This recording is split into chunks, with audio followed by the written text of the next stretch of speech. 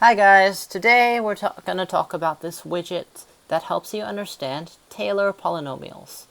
Now, what a Taylor polynomial is basically a polynomial approximation of any function.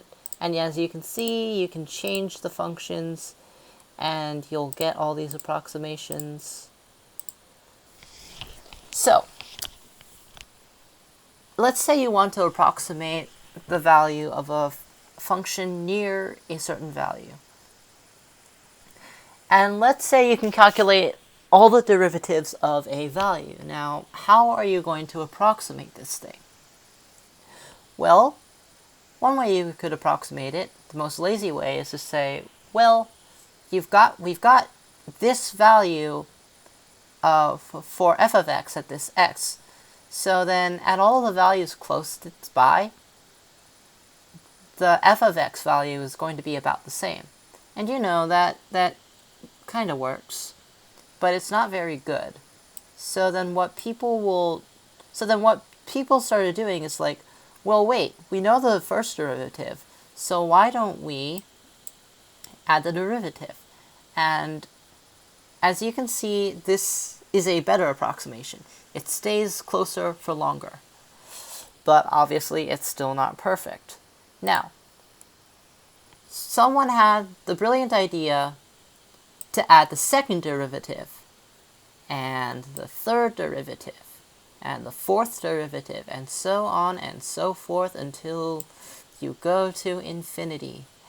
Now, the funny thing is, as you can see, as you add more and more of these, as you add more and more terms to this series, the approximations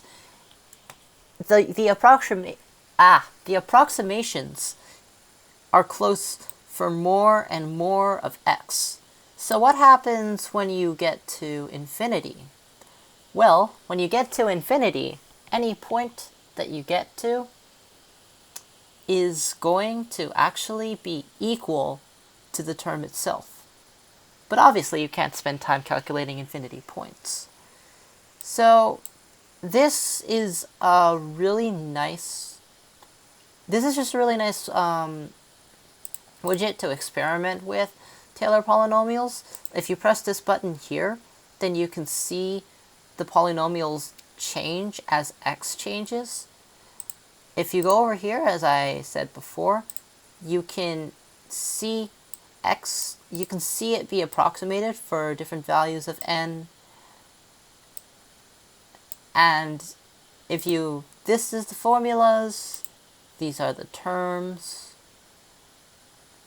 Let's see. Yeah, that's about it. Knock yourselves out, guys. But just remember, Taylor polynomials work better in some places than others.